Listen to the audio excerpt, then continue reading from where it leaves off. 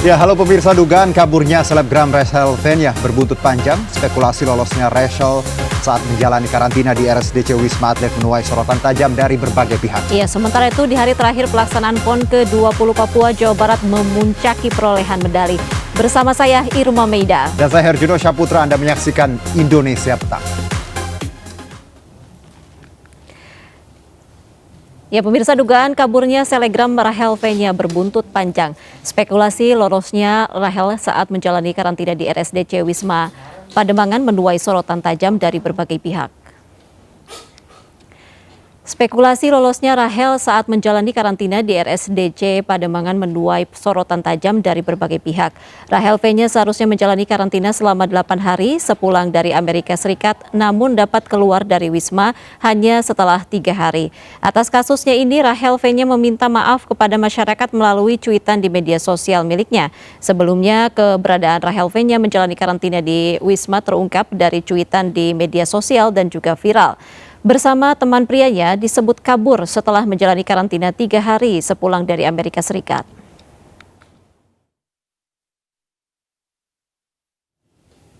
Ya, setelah lama bungkam atas kasusnya ini, Rachel Fenya meminta maaf kepada masyarakat melalui cuitan di media sosial miliknya kemarin. Ya, halo teman-teman semua, aku minta maaf sama kalian atas semua kesalahanku, tulis Rachel di awal kalimat. Ia mengakui jika terkadang tindakannya merugikan orang lain, dan Rachel berharap kedepannya ia bisa lebih berhati-hati dalam bertindak.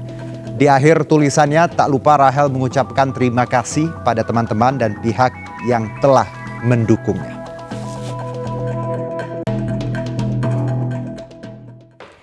Ya, Menteri Kesehatan Budi Gunadi Sadikin menegaskan sesuai dengan Undang-Undang Kesehatan Pasien COVID-19 yang kabur harus dikarantina kembali dan diberi hukuman.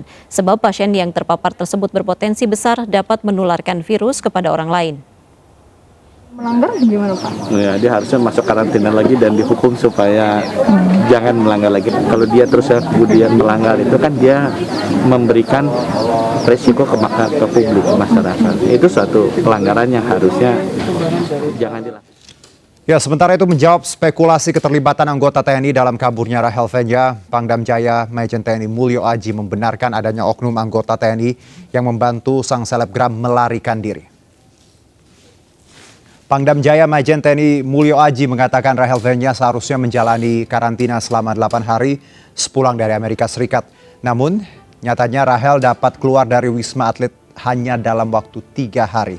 Pihaknya kini tengah melakukan penyelidikan guna memastikan peran oknum anggota TNI yang terlibat serta keterlibatan warga sipil lainnya.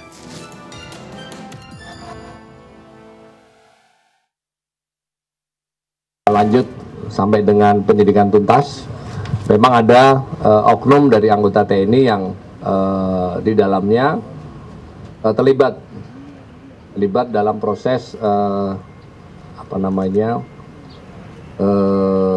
yang dilanggar. Jadi ada pelanggaran protokol kesehatan dilaksanakan oleh anggota TNI. Sekarang kita sedang proses dan kita sedang perbaiki dan evaluasi. Ya, pemirsa, aturan karantina kesehatan sudah diatur dalam Undang-Undang Kekarantinaan Kesehatan, di mana diatur dalam 2 regulasi yang menyatakan kewajiban kekarantinaan bagi pelaku perjalanan agar tidak jatuh sakit atau membawa penyakit.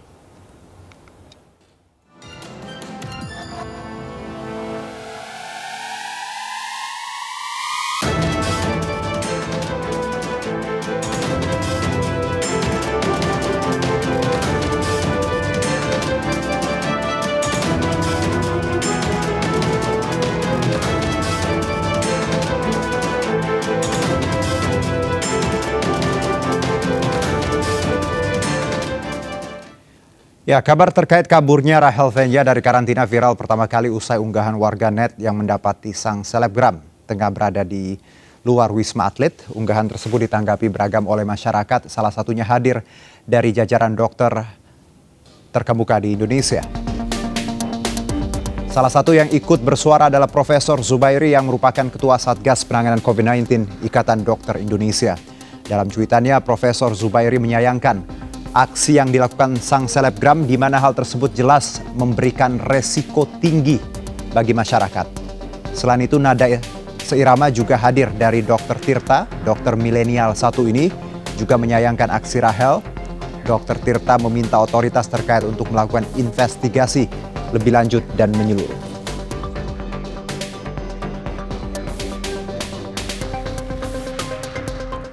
Pemirsa, Kapendam Jaya Kolonel ARH Herwin BS menyatakan oknum anggota TNI berinisial FS yang membantu selegram Rahel V-nya kabur dari tempat karantina COVID-19 Wisma Atlet telah dinonaktifkan.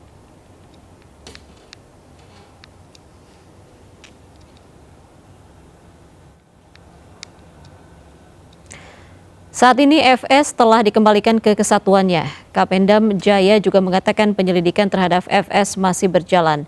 Sanksi hukuman disiplin akan diterapkan jika FS terbukti bersalah.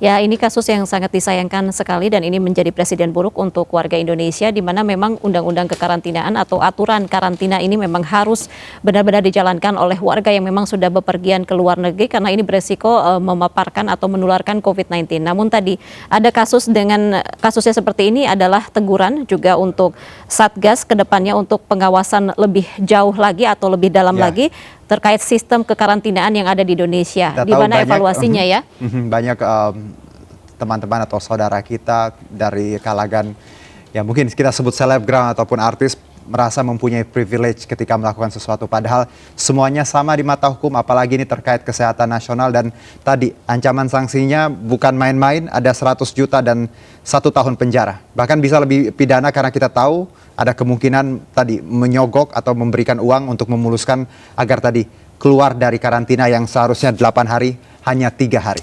Ya, saat ini kasus penyelidikan kasus kaburnya Rahel V-nya masih terus diselidiki dan dari pihak oknum TNI pun sudah dinonaktifkan dan akan memberikan sanksi disiplin apabila memang terbukti bersalah. Baik pemirsa, selanjutnya kasus kaburnya selegram Rahel V-nya tentu disayangkan sejumlah pihak selain dinilai dapat membahayakan masyarakat karena tidak mengikuti peraturan kekarantinaan yang sudah ada di benak publik. Muncul pertanyaan lemahnya sistem karantina di Indonesia. Nah, untuk membahasnya kita sudah tersambung melalui Zoom dengan Profesor Zubairi Zorban, Satgas COVID-19 Ikatan Dokter Indonesia. Selamat sore Prof. Halo, selamat sore. Ya, salam sehat. Senang kita bisa ngobrol lagi, ya. Prof. Saya sempat lihat kemarin tweetnya, luar biasa kritisinya. Apa yang ingin Anda sampaikan sebenarnya kepada masyarakat dan juga selebgram ataupun orang-orang yang merasa punya privilege, padahal kita tahu kita sama-sama berjuang untuk kesehatan tadi? Iya, masyarakat kita semua akan perlu tahu bahwa kenapa ada aturan karantina. Tujuannya kan untuk melindungi masyarakat agar tidak tertular, untuk melindungi juga keluarga kita, untuk melindungi juga pelaku perjalanan termasuk yang meninggalkan tadi. Jadi artinya melindungi kita semua. Nah, kalau itu dilanggar, tolong diingat pada bulan Juli itu dokter yang meninggal saja 208. Di beberapa hari akhir bulan Juli dan awal Agustus itu orang Indonesia yang meninggal harian itu 2.000 lebih. Nah, sekarang kan sudah turun drastis, sudah di bawah 100, kan amat bagus. Jadi jangan sampai kita naik lagi, itu amat sangat menakutkan, mengkhawatirkan dan trauma yang berat kalau kita terulang lagi pandemi yang amat berat seperti akhir Juli maupun Agustus itu. Baik, Prof, yang menarik adalah menggunakan fasilitas yang sebenarnya bukan diperuntukkan untuk pebisnis begitu. Wisma Atlet atau Wisma Pademangan memang diperuntukkan untuk pelajar yang memang belajar ke luar negeri atas kepentingan Indonesia, pegawai dan juga banyak yang memang berkepentingan di negara kita begitu harus ke luar negeri. Nah, ini Rahel V-nya ini bisa menggunakan fasilitas yang memang bukan haknya. Kenapa demikian, Pak Zubair, menurut Anda? Wah, ya saya tidak tahu, harus ditelusuri. Intinya kan pada prinsipnya ada yang berbayar, ada yang dibayar oleh pemerintah. Betul. Kalau tidak salah, yang pasti kalau WNA harus bayar sendiri. Prof, yang bersangkutan sempat membungkam beberapa waktu karena kita tahu kasus ini lebih dari 1 minggu sudah mencuit ke ruang publik. Baru kemarin minta maaf. tapi banyak yang bilang maaf saja tidak cukup, Prof. Proses hukum harus berlanjut. Bagaimana tanggapan Anda? Iya, begini. Kalau melanggar aturan memang harus dihukum. Nah, hukuman bisa macam-macam. Bisa sanksi sosial. Nah, kalau saya pribadi sudah mengungkapkan bahwa itu perbuatan yang buruk, banyak mencela sih. Jadi sih rasanya cukup berat. Namun mengenai sanksi yang lain sih terserah pemerintah saja. Ya. Cuman juga harus dicatat bahwa jangan sampai nanti menjadi contoh buat orang lain, ternyata bisa diatur tuh misalnya gitu. Jadi memang harus jelas aturannya disampaikan lagi berulang-ulang seperti sekarang kita ini, bahwa itu melanggar dan itu merugikan masyarakat banyak. Baik, Prof. Tadi terkait dengan seharusnya memang bukan haknya bisa digunakan oleh warga lain yang memang tidak berkepentingan, kemudian juga ada keterlibatan oknum TNI dan saat ini sedang ditelusuri bahkan oknum yang memang diduga terlibat pun sudah dinonaktifkan. Ini apakah Anda menilai lemahnya sistem kekarantina yang ada sehingga memang karantina ini bisa dibeli oleh masyarakat? Tidak sih, karantina yang lalu kan terbukti berjalan dengan baik ya. Bahwa ada pelanggaran 1-2 itu saya kira masih bisa diterima. Namun ini juga pembelajaran buat tim yang mendisiplinkan, yang menjaga agar aturan berlaku dengan ketat gitu ya. Jadi ini mengingatkan agar tim lapangan untuk memperketat bahwa aturan harus dijalankan dengan baik dan benar, dan bahwa ada 1-2 yang melanggar, saya kira itu harus segera diatasi, namun bukan menjadi kelemahan untuk keseluruhan. Karena kalau melihat total keseluruhan Indonesia kan bisa dikatakan berhasil bagus. Baik. Yang meninggal dari 2.000 sehari bulan Juli Agustus itu menjadi sekarang kurang dari 100 kasus. Barunya juga menurun drastis, dari puluhan ribu turun menjadi sampai 600-an, walaupun hari-hari ini naik lagi sekitar 1.000 lebih sedikit, namun tetap rendah dibandingkan banyak negara lain, termasuk dibandingkan Malaysia, Thailand, Filipina. Jadi kondisi Indonesia sekarang bagus, namun bagus saja memang tidak bisa terus euforia, tidak bisa terus tidak waspada. Jadi ini pembelajaran di mana kita harus mengetatkan aturan-aturan. Baik, kita tahu bahwa memang angka boleh saja Indonesia salah satu yang paling rendah di ASEAN, tapi kita tidak boleh terlena seperti itu ya Prof ya dengan angka ini. Lalu terkait kita masih bicara karantina, Prof. Ini adalah salah satu pertimbangan ketika orang harus berpergian ke luar negeri dan kembali harus menjalankan karantina seperti itu. Sempat 8 hari, lalu sekarang untuk wisatawan asing dianulir menjadi 5 hari. Banyak juga yang keberatan dengan ini dan akhirnya tadi ada praktek yang tadi penyogokan, bebas dari karantina. Seberapa penting karantina ini? Walaupun kita merasa sehat sebenarnya, Prof, ketika pulang dari luar negeri. Amat sangat penting. Jadi syarat pertama sebelum karantina adalah yang bersangkutan harus sudah vaksinasi. 2 kali vaksinasi lengkap.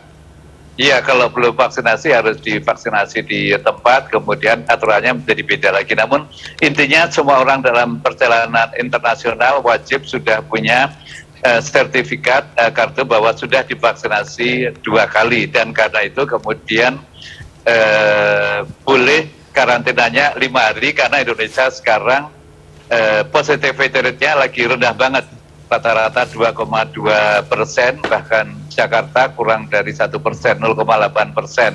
Itu amat sangat bagus dibandingkan di Juli Agustus yang kita pernah 44%. Jadi sekarang karena positivity rate-nya amat rendah, berarti risiko penularan sekarang amat rendah, maka karantina 5 hari itu bisa diterima dengan syarat tadi pada hari keempat dites PCR-nya negatif.